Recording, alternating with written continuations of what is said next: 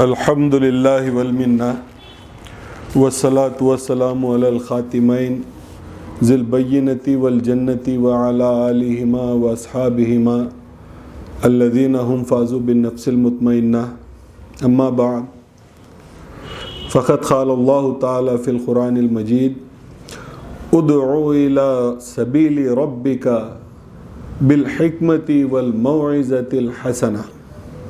صدق اللہ العظیم۔ معزز حاضرین، آپ نے سماعت فرمایا ابھی کہ کس طرح چھٹی صدی ہجری کے واقعات پیش آئے۔ آج بالاختصار چیدہ ایک دو باتیں، ایک دو واقعات جو اہم ہیں چھٹی صدی کے، وہ آپ کے سامنے رکھ کے اس کو سم کریں گے، چھٹی ہجری کے واقعات کو۔ اللہ کے رسول کو اللہ تبارک و تعالیٰ نے جو حکم دیا تھا وہ یہ تھا کہ ادعو الی سبیلک، یعنی لوگوں کو اپنے راستے کی طرف بلائیں۔ کس طرح؟ بالحکمت، حکمت کے ساتھ۔ حکمت یعنی ریزنیبل لاجک کے ساتھ، سمجھداری کے ساتھ، لوگوں کے نفسیات کو پیش نظر رکھتے ہوئے تبلیغ کا کام کریں، لوگوں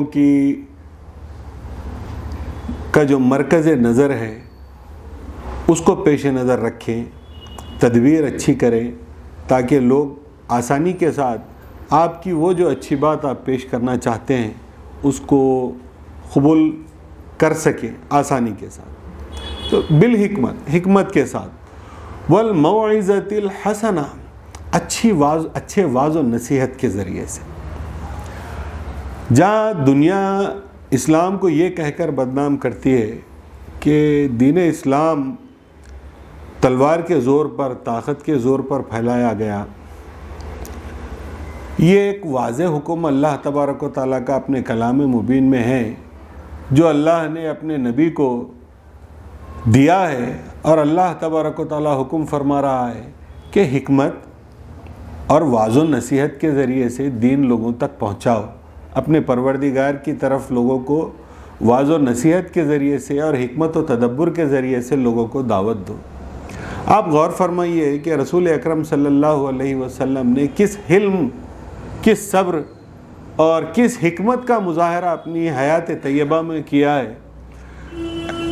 مکی زندگی کو دیکھ لیں، مدنی زندگی کو دیکھ لیں، ساری کی ساری زندگی آپ نے صبر و رضا کے ساتھ، لوگوں کے ساتھ رحم کے ساتھ، عفو اور درگزر کے ساتھ معاملہ کیا، اور جہاں تک ہو سکے وہاں تک واعظ و نصیحت کے ذریعے سے دین کو پہنچانا چاہا۔ اب آپ یوں نہ سمجھیں کہ یہ محض رسول اکرم صلی اللہ علیہ وسلم کے مزاج کا معاملہ تھا، یا چونکہ اللہ نے آپ کو رحمت بنا کر بھیجا ہے دنیا میں اس بنا پر آپ کا یہ رویہ یا یہ معاملہ تھا، بلکہ واقعہ یہ ہے کہ رسول اکرم صلی اللہ علیہ وسلم کو اللہ نے جو حکم دیا ہے وہی حکم قیامت تک جاری ہے۔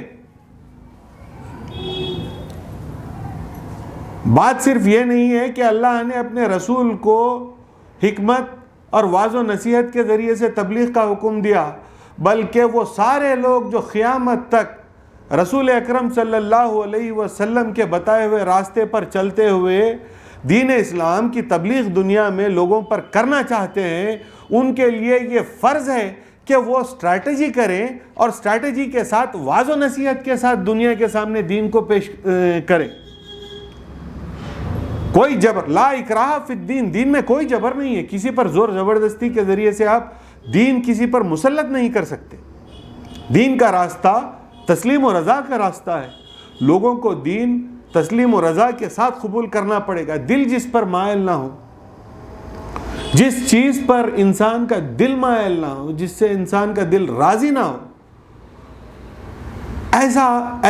ایسے معاملے میں اگر آپ کسی کو مجبوراً قائل کر بھی لیں تو وہ کتنی دیر چلے گا؟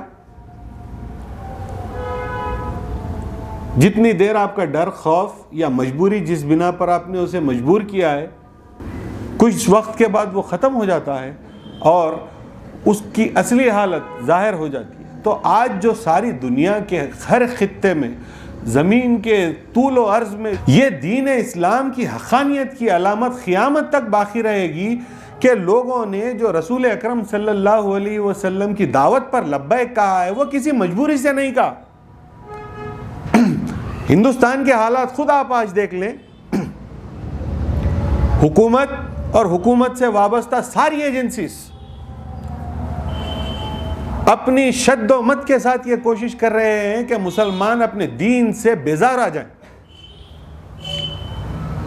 لیکن وہ جتنا زیادہ مسلمانوں پر دباؤ ڈال رہے ہیں، جتنا زیادہ مسلمانوں کو تکلیفیں پہنچا رہے ہیں، مسلمانوں کا اعتقاد اور مضبوط ہوتا جا رہا ہے. تو کیا اگر زور و زبردستی کے ساتھ اگر بادشاہوں نے اگر تلوار کے زور پر کسی کو مسلمان کیا ہوتا تو کیا وہ دین اس طرح قائم رہتا؟ یہ دین تو حکمت اور موعظہ حسنہ کے ساتھ پھیلا ہے. ہمارے بزرگان دین نے اپنے اخلاق، اپنے طور طریقے اور اپنے عمل کے ذریعے سے دنیا کے سامنے دین اسلام کو اس انداز میں پیش کیا کہ اس کی جڑیں ان کی نسلوں تک پہنچ گئی. یہ اللہ کا فضل ہے. بہرحال اللہ نے یہ حکم اپنے نبی کو دیا تھا اور رسول اکرم صلی اللہ علیہ وسلم کی یہ ضرورت تھی، دین کی نشو و نما کی یہ ضرورت تھی کہ دین کی تبلیغ کی جائے. اور قریش اور مشرکین نے عرب کی طرف سے جو حالات بنا دیے گئے تھے، ان حالات کی وجہ سے رسول اکرم صلی اللہ علیہ وسلم اپنی دعوت کا کام نہیں کر پا رہے تھے جیسا آپ کرنا چاہتے تھے. آپ کے ریسورسز پورے، آپ کی انرجی پوری، آپ کا وقت پورا دفاع میں گزر رہا تھا. اپنے اور اپنے لوگوں کی جان بچانے کے لیے آپ کو جد و جہد کرنا پڑ رہا تھا. صلح حدیبیہ کے ذریعے سے اللہ تبارک و تعالیٰ نے مسلمانوں کو وقت دے دیا. مسلمان بے خوف و خطر اب اپنے معاملات پر نظر رکھ سکتے تھے. مسلمان مشرکین کے حملے کے تعلق سے تیاری کرنے کے بجائے اب دین کی تبلیغ کا کام کر سکتے تھے. جو ہی رسول اکرم صلی اللہ علیہ وسلم کو یہ موقع ملا تو آپ نے دین اسلام کی تبلیغ کا کام شروع کر دیا اور آپ نے بڑے بڑے حکماء، اس زمانے کے جو بادشاہ تھے، رولرز تھے، ایمپررز تھے، ان کو بھی دعوت دی اور وہ سارے امپورٹنٹ لوگ جن کو دعوت پہنچنی چاہیے تھی ان تک دین اسلام کی دعوت کو اللہ کے رسول نے پہنچوایا. اس کی تفصیل آپ کے سامنے آج رکھنے سے پہلے میں ایک دو لوگوں کے اسلام لانے کا واقعہ آپ کے سامنے عرض کر کے گفتگو کو آگے بڑھاؤں گا کہ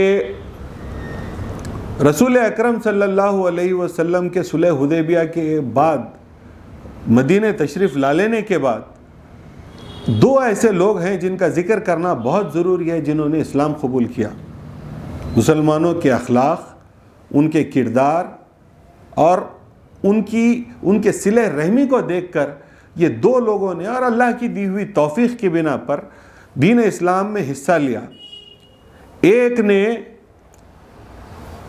ایران اور روم کی سلطنت کے پائے اکھاڑ دیے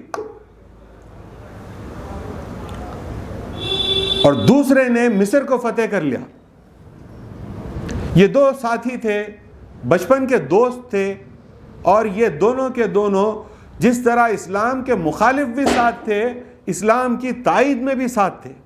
چنانچہ پہلے آدمی حضرت خالد ابن ولید تھے. حضرت خالد ابن ولید جنہوں نے اسلام کے خلاف ساری جنگوں میں حصہ لیا. احد کے موقع پر مسلمانوں کو فتح اللہ نے دے دی تھی رسول اکرم صلی اللہ علیہ وسلم کی بتائی ہوئی حکمت کی بنا پر، لیکن تھوڑی سی غفلت اور حضرت خالد ابن ولید کی جنگی صلاحیت نے تختہ الٹ دیا جنگ کا اور یہ جنگ مسلمانوں کے خلاف ہو گئی جس میں مسلمانوں کو شدید نقصان ہوا، جانی اور مالی. ساری جنگوں میں خالد ابن ولید کا یہ موقف ہے کہ جس کے تعلق سے آپ یہ بالکل بلا تکلف، بلا تذبذب یہ کہہ سکتے ہیں کہ ان کو ساری زندگی میں کسی جنگ میں ہار کا سامنا کرنا نہیں پڑا، چاہے اسلام کے خلاف انہوں نے لڑی ہو یا اسلام کی تائید میں انہوں نے لڑی ہو. وہ ایک ایسے فاتح تھے جن کو اللہ نے کبھی ہار کا منہ نہیں دکھایا. وہ جس جنگ میں تھے اللہ نے ان کو فتح عطا فرمائی. چنانچہ وہ اللہ نے ان کے دل میں یہ ڈال دیا کہ اب مسلمان ہو جانا چاہیے. تو وہ مکہ مکرمہ سے نکلے. راستہ چلتے ہوئے کچھ مقام پر آرام کر رہے تھے کہ ایک اور صاحب قریب سے گزرے. دیکھا تو حضرت عمرو ابن العاص ہیں. یہ وہ عمرو ابن العاص ہیں جس کے تعلق سے میں آپ کے سامنے عرض کر چکا ہوں کہ جن کی سیاست کو سارے قریش کے بڑے بزرگ بھی مانتے تھے.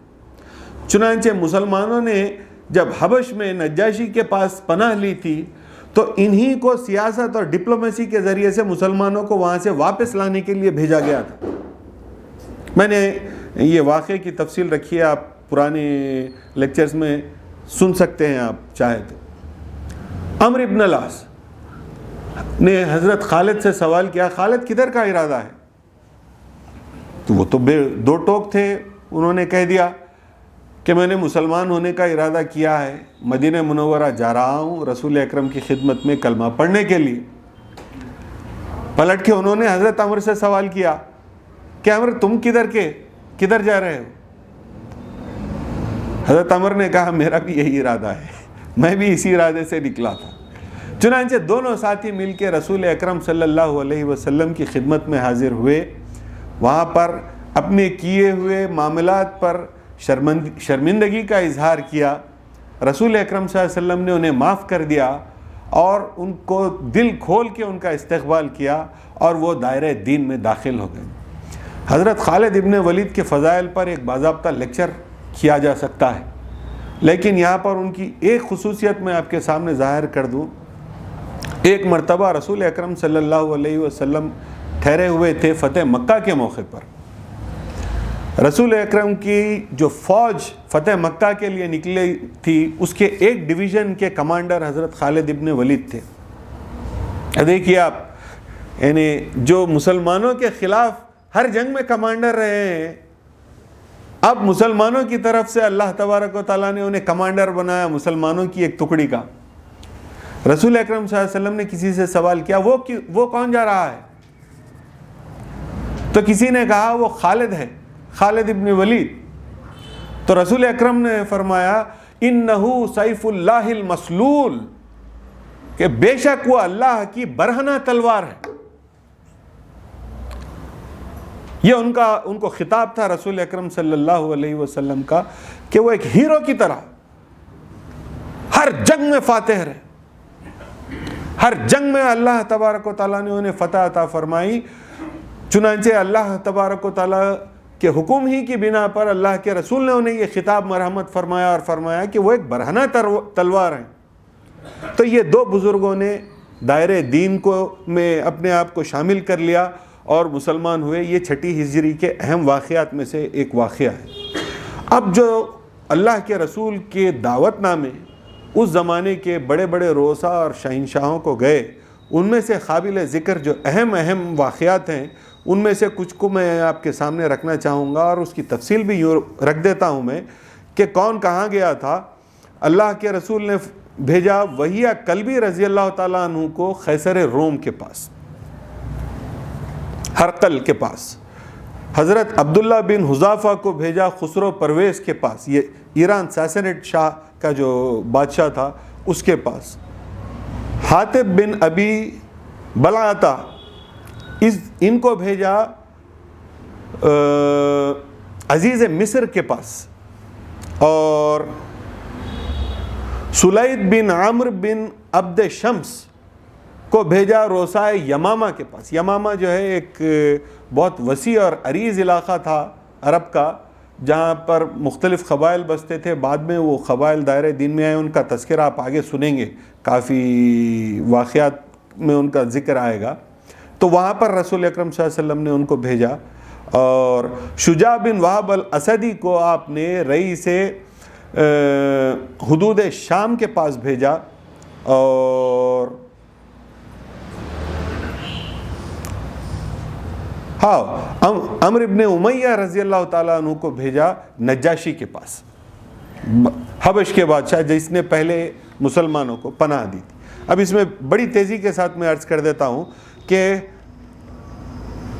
عمرو بن امیہ رضی اللہ تعالیٰ عنہ جو نجاشی کے پاس گئے تھے, انہوں نے عرض کیا اور رسول اکرم صلی اللہ علیہ وسلم کا جو خط تھا انہیں پہنچایا. خط کی میں تفصیل بیان نہیں کروں گا, آپ کو لٹریچر میں بڑی آسانی کے ساتھ اویلیبل ہے وہ ساری چیزیں. نجاشی پہلے ہی مسلمانوں کا خائل تھا, مسلمانوں سے ہمدردی اور محبت رکھتا تھا, اور حضرت جعفر طیار کی تبلیغ سے وہ پہلے ہی بہت زیادہ متاثر تھا. اس نے بڑی آسانی کے ساتھ کلمہ پڑھ لیا اور دائرۂ دین میں داخل ہو گئے وہ, اور وہ صحابی رسول کی حیثیت رکھتے ہیں. یہ نجاشی کا موقف تھا. روسا یمامہ نے کہا جب ان کو دعوت پہنچی کہ اگر مسلمان حکومت قائم کرتے ہیں تو حکومت میں ہمیں بھی اگر حصہ دیتے ہیں تو ہم محمد کی تائید کرنے کے لیے تیار ہیں.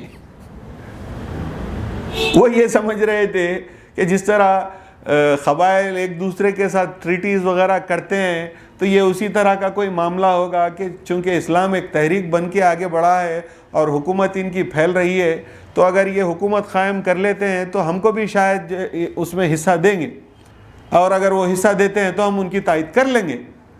رسول اکرم صلی اللہ علیہ وسلم نے سرے سے منع فرما دیا. یہ یمامہ والوں کا تذکرہ ہوگا.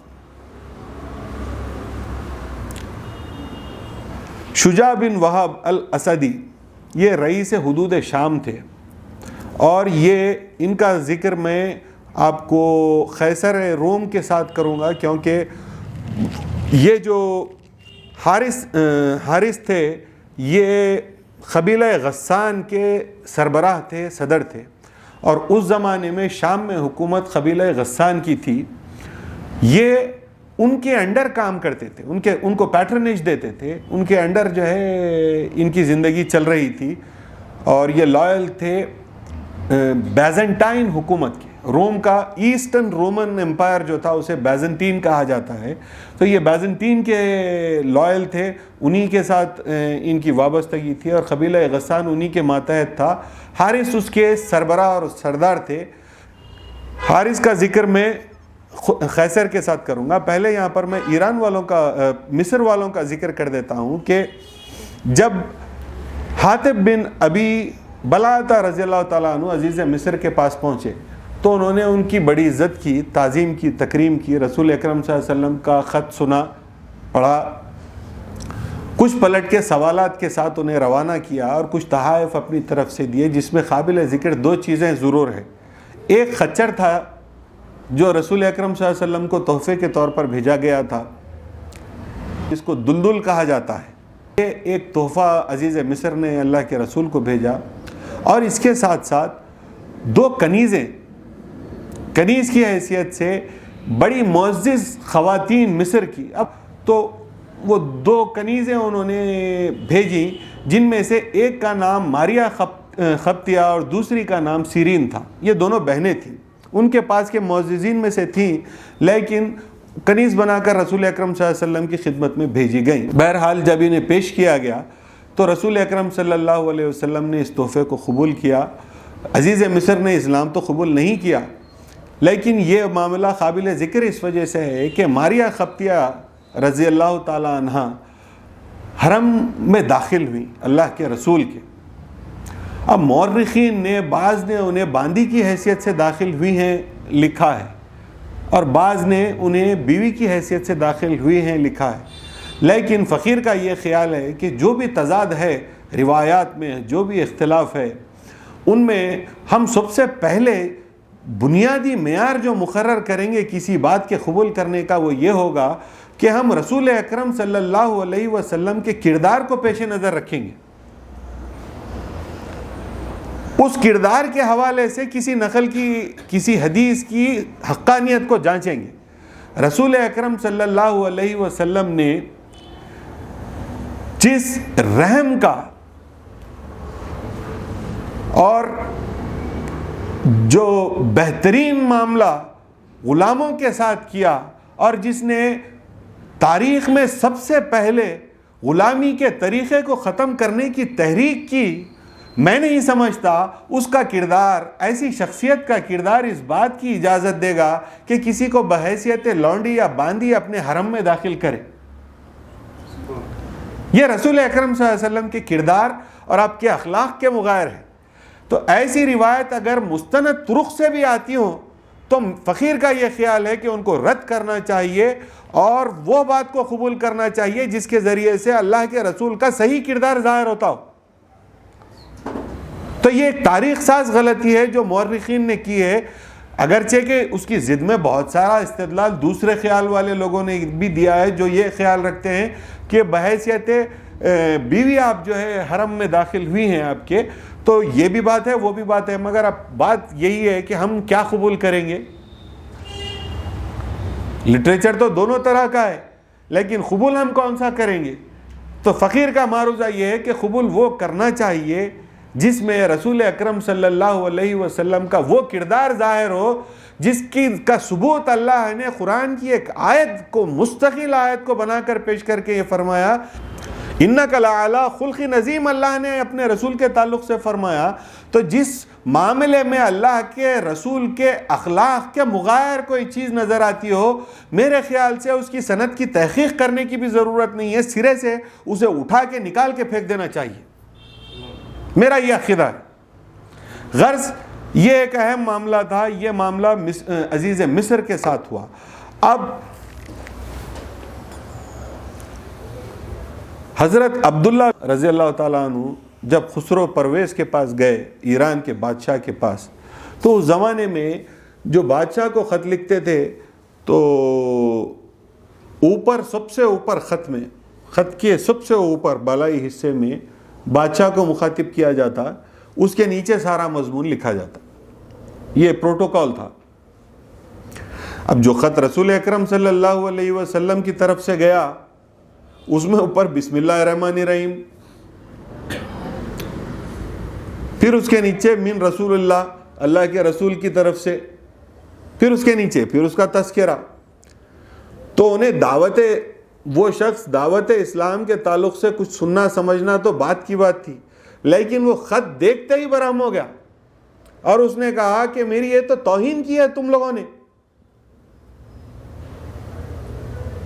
غرض اس نے تو دعوت سے انکار کر دیا، لیکن اس کے سدے باب کی بھی سوچی، اور اس کا یمن میں جو گورنر تھا جس کا نام بازان تھا، اس طرح کے نام ہوا کرتے تھے، تو بازان نام کا گورنر اس کا یمن میں اس زمانے میں تھا، اس نے اسے کہلوا بھیجا کہ کوئی عرب میں محمد ہے جس نے پیغام بھیجا تھا دعوت اسلام کے ساتھ، اور وہ یہ چاہتا ہے کہ میں اس کی بیعت کروں، کسی کو بھیجو اور اس کو میرے پاس لے کر آؤ۔ اب وہ اپنی شاہی ٹھاٹ باٹ میں، ساسنٹ امپائر اپنے دور میں، اپنے عروج کے دور میں تھا، اب اس نے وہ بھرم میں جو 2 آدمی کو روانہ کر دیا گورنر نے اس کے، وہ دونوں گئے رسول اکرم صلی اللہ علیہ وسلم کی خدمت میں حاضر ہوئے اور کہا کہ تمہیں پرویز نے بلایا ہے، قیصر نے بلایا ہے، اور اس طرح آپ کے خط کے اوپر وہ برہم ہو گیا، آپ تشریف لائیں۔ تو رسول اکرم نے منع فرما دیا۔ دونوں قاصدوں نے کہا کہ آپ اگر تشریف نہیں لائیں گے تو قیصر آپ کو اور آپ کی پوری قوم کو تباہ کر دے گا۔ رسول اکرم صلی اللہ علیہ وسلم نے فرمایا جاؤ اور قیصر سے کہو کہ جہاں وہ تخت رکھ کے بیٹھتا ہے انشاءاللہ عن قریب مسلمانوں کی حکومت وہاں تک پہنچ جائے گی۔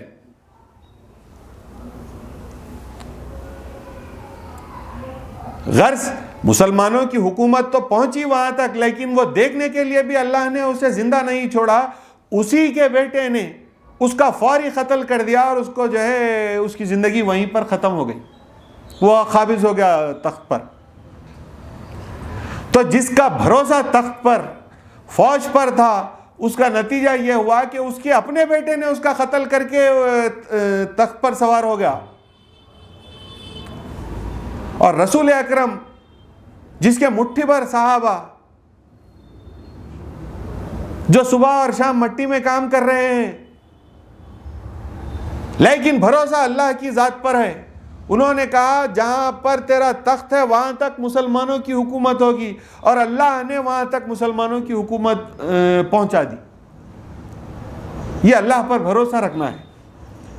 یہ ہمیں نصیحت ہے اس بات کی کہ اپنے وقت کے قیصر اور کسریٰ سے ہم کو ڈرنے کی ضرورت نہیں ہے، چاہے ہر دور میں قیصر و کسریٰ کیا فرعون ہوتے ہیں ہر دور میں، لیکن وقت کے فرعونوں کے سامنے ہمیں سر جھکانے کی ضرورت نہیں ہے، ڈرنے کی ضرورت نہیں ہے۔ اللہ کی ذات پر بھروسہ اور اس کی ذات پر توکل اگر ہم رکھیں گے تو یقیناً اللہ کی مدد ہمیں آج اور قیامت تک آتی رہے گی۔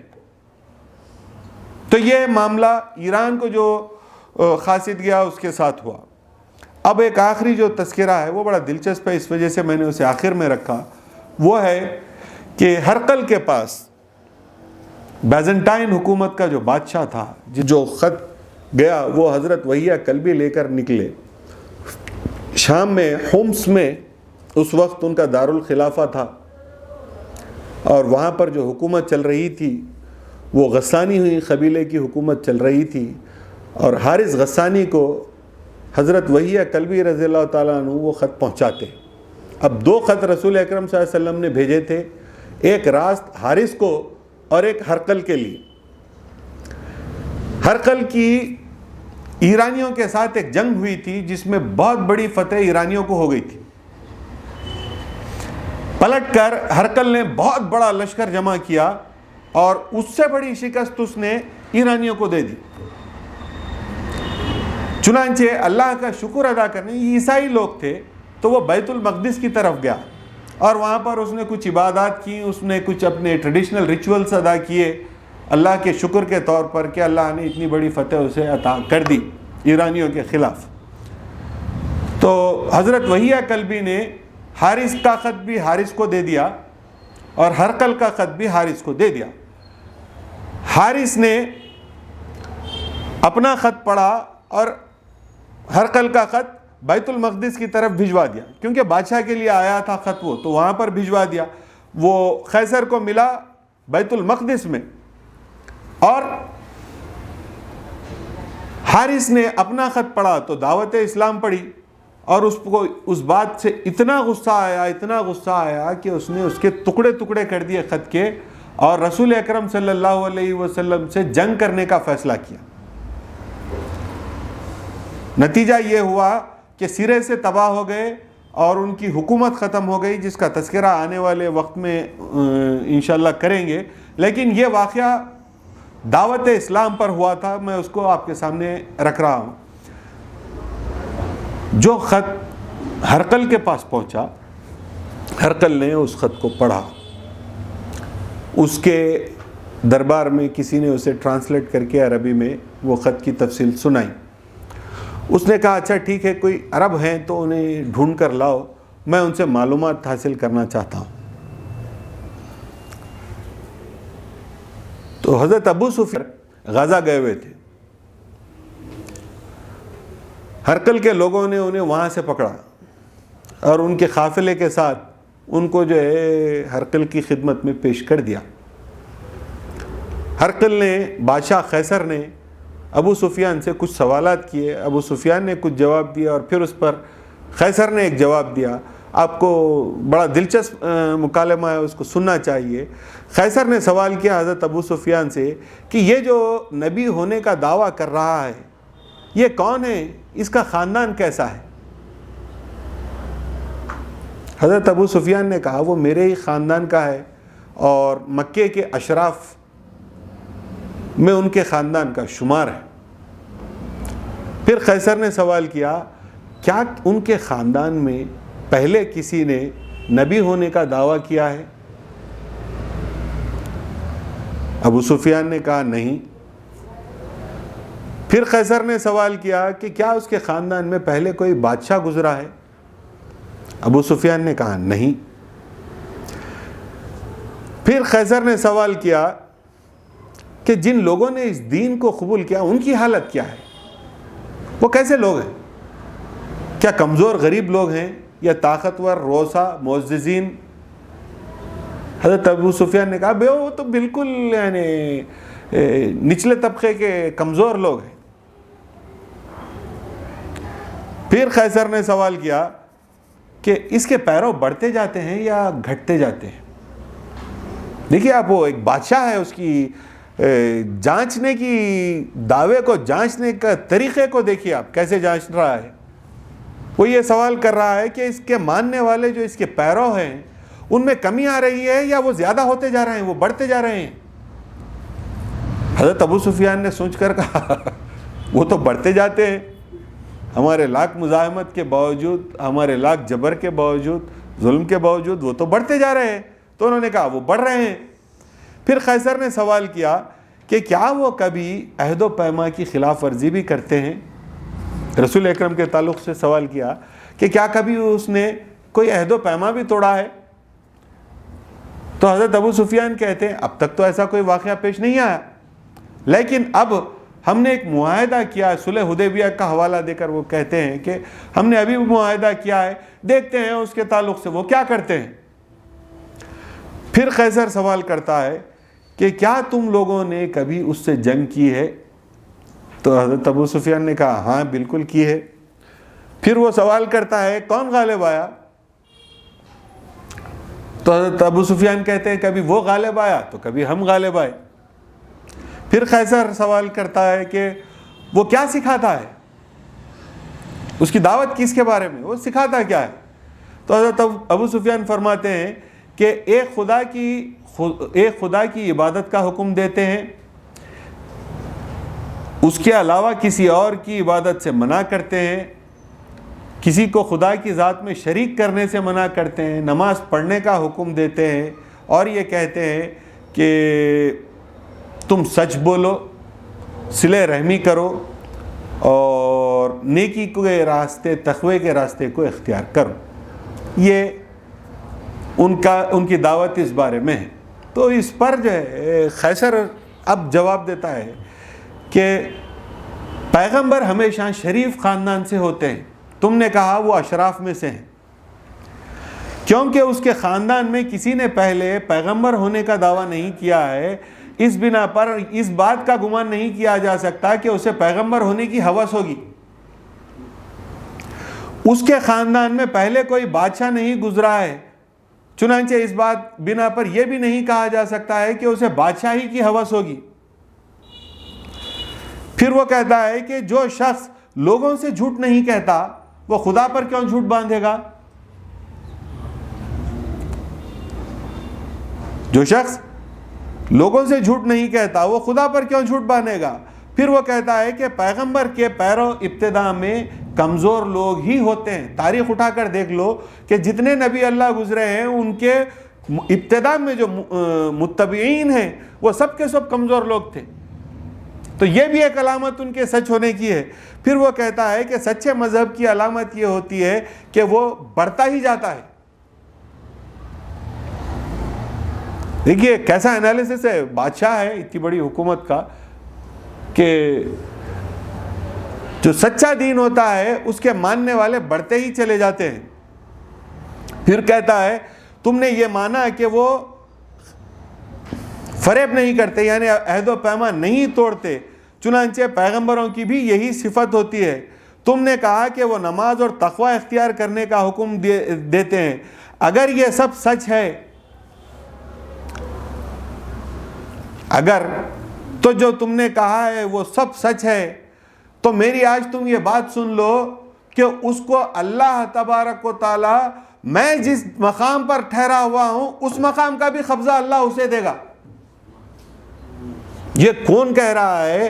اس زمانے کی سب سے بڑی سپر پاور، آج کا امریکہ سمجھیے آپ۔ کس کے بارے میں؟ وہ مٹھی بھر لوگ جو مکے کے ویرانوں میں اپنی زندگی کے ابتدائی زندگی کے تکلیفات اٹھانے کے بعد میں اب پناہ گزین کی حیثیت سے مدینہ پہنچے اور وہاں پر سٹرگل کر رہے ہیں۔ کس بات کی؟ سروائیو ہونے کی اور دین کی تبلیغ کرنے کی۔ مجاہدہ کیا ہے؟ حکومت کے قیام کا مجاہدہ ہے۔ سروائیو ہونا ہے، جی جانا ہے، دشمنوں کے حملے سے بچ جانا ہے، اور اللہ کے نام کو، اللہ کے بھیجے ہوئے دین کو، اس کی تبلیغ کو عام کرنا ہے۔ تو قیصر نے اس طرح رسول اکرم صلی اللہ علیہ وسلم کی دعوت پر اپنے تاثرات پیش کیے۔ اس نے معلومات کے لیے، معلومات کی غرض سے کسی کو بھیجا بھی، لیکن نتیجہ یہ ہوا بہرحال کہ چونکہ وہ بادشاہ تھا اور عیسائی حکومت کا بادشاہ تھا، اور ان کے لیے حکومت کرنے کے لیے اس دین سے وابستہ رہنا بڑا اہم مسئلہ تھا، شدید ضرورت تھی، ورنہ تو ہوتا یہ ہے کہ مذہبی پیشواؤں کی مدد کے بغیر کسی بھی زمانے میں حکومت نہیں چلتی تھی. آج بھی وہی ہے، کانسیپٹ بدلتا نہیں ہے، ہمیشہ سے یہی رہا ہے، ہمیشہ یہی رہے گا. حکومت کرنے کے لیے، اس کی لیجیٹیمیسی کے لیے جسٹیفیکیشن ہمیشہ بادشاہ اور حاکم مذہبی رہنماؤں سے لیتے رہے ہیں. اور وہ جو درباری علماء چاہے کسی مذہب کے ہوں، وہ ہمیشہ یہ کام کرتے رہے ہیں کہ بادشاہوں کی حکومت پر جواز پیش کرتے رہے. لیکن ایک دوسرا پہلو یہ بھی ہے کہ بادشاہ کو بھی اس بات کا خیال رکھنا پڑتا تھا کہ اگر میں ان کے بتائے ہوئے معاملات میں حد سے زیادہ کوئی بات کروں گا اور یہ سب کے سب میرے مخالف ہو جائیں گے تو میری حکومت باقی نہیں رہے گی. تو یہ جو ریلیشن ہے وہ ریسیپروکل ہے حکومت کرنے کا. دین کے نام پر ان کی دنیا داری جو چلتی ہے، دین کے نام پر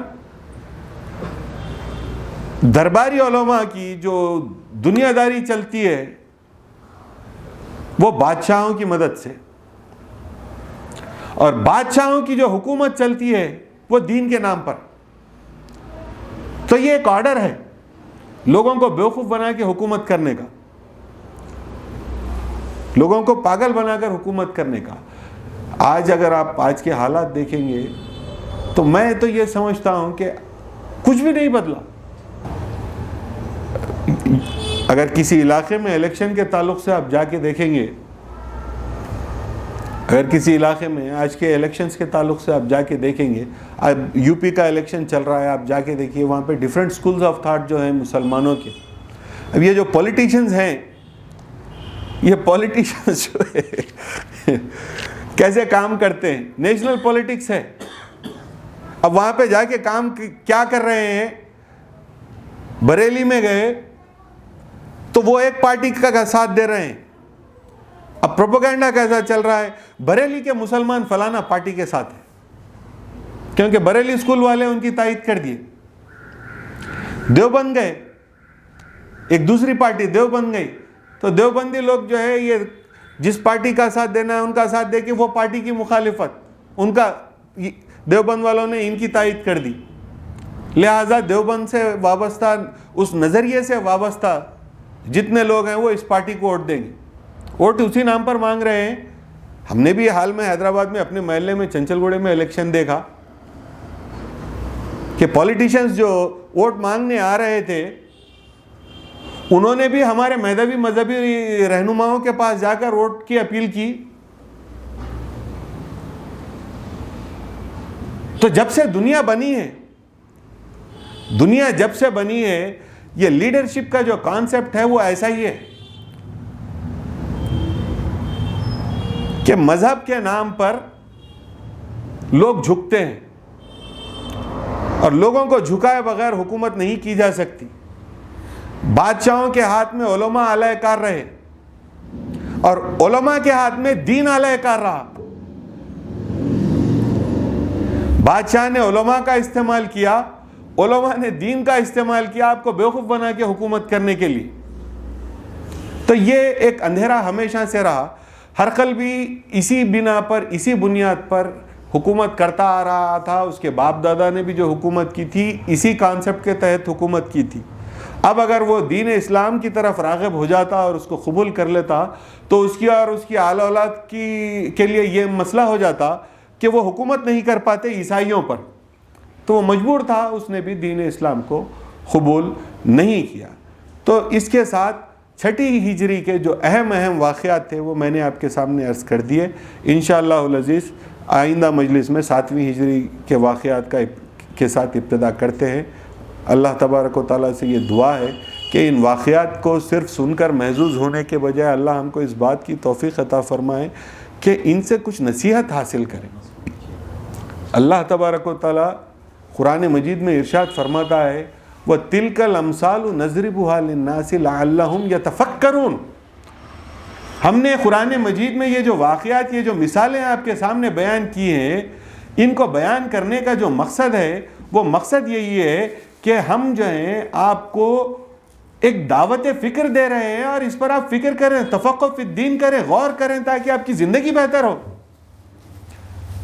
تو فقیر بھی آپ کے سامنے یہ جو سیرت کے واقعات کو پیش کر رہا ہے، اس کا مقصد وقت گزاری نہیں ہے، بلکہ آپ اس پر غور کریں اور اپنی زندگی میں بہتری لائیں، اپنے آقا، اپنے سربراہ، اپنے رہنما، دین کے رہنما، اللہ کے رسول کی سیرت کو اپنے لیے مشعل راہ بنائیں، اور جو واقعات آپ سنتے ہیں ان کے جو فیصلے، ان کے جو نتائج ہیں، ان نتائج کی بنیاد پر آپ اپنی زندگی میں فیصلے کریں، آپ اس کی بنا پر اپنی زندگی میں فیصلے کریں۔ تو اللہ تبارک و تعالیٰ سے یہ دعا ہے کہ اللہ ہم کو ہدایت کے راستے پر چلنے کی توفیق عطا فرمائے۔ وآخر الدعوانا ان الحمد للہ رب العالمین۔